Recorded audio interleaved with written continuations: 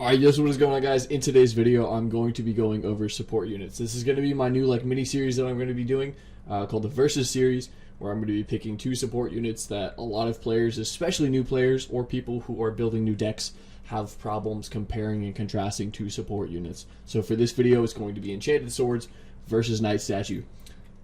Please bear with me. This is the first time you're doing this video. It is a lot of information to compare and contrast, so drop a like in the video, subscribe if you guys are new, and let's get into it. Okay, I'm going to go over a brief explanation of how this unit works and why it's good for your deck. Let's just get into it, alright? I've tried to do this too many times.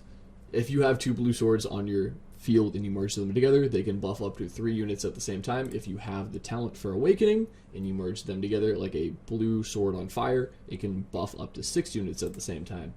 Each bonus or each boost that you get with the eye gives your units, for me, since the sword is maxed out, 25.5% damage boost. This stacks all the way up to 10. Once you get to 10 stacks and your eye catches on fire with the max enhancements, you get critical damage chance 3%, which is absolutely huge. That's the goal. You want that stack.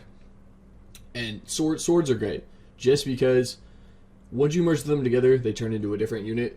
It's not landlocked. It helps a lot of decks and boards free up that space. Kinda what's bad about Knight Statues is you always have a Knight Statue there. You need that Knight Statue there. It's constantly like you need that unit to sit there and buff all of your other units. When the sword, you merge them together, you get rid of them, you have other units. The board flow works really, really well. Okay, these are the top decks that currently use swords. I have Monk, Genie, Bard, Demon Hunter, and Treant. Not saying that it is super vital that you have the sword. Some of these decks do work with Knight Statue. However, the ones that I've listed right now, it is definitely a sword deck. And keep in mind, if you guys do read the information tab for swords or Knight Statue, on the bottom one it says that if you have Knight Statue and sword mixed into one deck, the boost effectiveness is reduced by 5-fold. So you can't really, they don't stack, or well, they kind of do, but it's completely like downscaled for a reason, because I'm sure that when they first came out they were stacked. Okay, also like another con which a lot of people consider because people don't think swords is as good as Knight Statue, the 13 left talent did get nerfed a while ago. It used to give you a 10% speed bonus, and then the I'm pretty sure it was like a 50% cleanse chance. I used to love swords a lot. Is it better?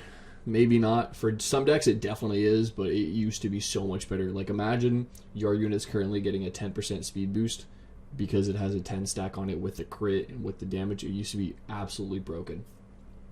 Okay, Knight Statue hasn't been nerfed as much as Sword has. However, it still has a lot of drawbacks. Most of the decks that use Knight Statue are more static setup, where you have stuff placed down and then you're not moving those units at all. And if you do move units, they are staying right next to the Knight Statue the entire time. But we're going to kind of go over what it does. Knight Statue, when it is not activated, it gives you attack speed, and then when the eyes light up and they are activated, for if you're running some talent trees, give you critical damage. Depending on what talent you run for your Knight Statue, you can either run Sharpened Spear or Covenant of Veterans. They're both kind of different. One of them requires 2 Knight Statues versus one of them requires only 1. Sharpened Spear requires 1 statue. It'll always be activated, so you'll get that crit chance and attack speed, versus the other talent where if you have 2, then it will activate and you'll get your crit chance and your attack speed.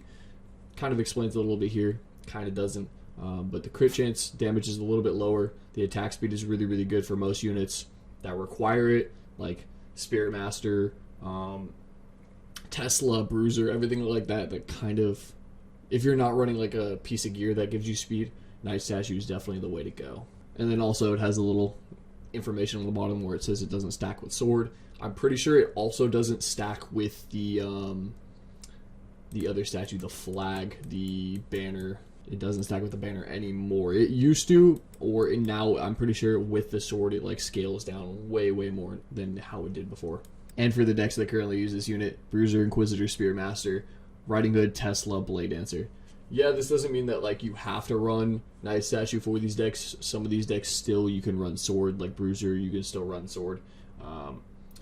You know, Tesla as well, but it just depends. Most people get the most out of Knight Statue just because it hasn't been nerfed as much, and it's just a little bit better. Okay, before we compare and contrast, I did make a little bit of a whoopsie. Sword is really good for Cultist. I'm sure somebody's going to put that somewhere in the comments. I just didn't even think about it, didn't even put it on my list until I thought about it right now. Okay, for the end part of the video, which one is better overall? I'm actually going to kind of let you guys decide in the comments. Let me know what you guys think. In my opinion, I think it's Sword, solely because the decks that I run, like Genie, and I used to run Inquisitor a lot, I ran Swords versus Knight Statue. However, there are some decks that are really, really good with Knight Statue, but in my opinion, I think Sword is a better support unit. You don't have to just place it down and then upgrade it. Sword, you kind of have to time everything out, merge them together when there's a certain amount of units, and it gives that like more offensive play when you're shooting over the red sword debuffs as well.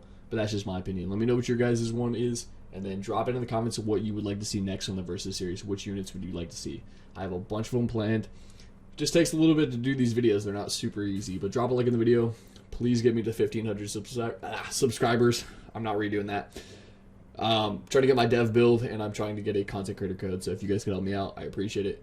It takes a lot to just do these videos just because I'm just trying to help people get started with the game or like learn stuff about the units that maybe they don't really get the answers online for. So I'm out.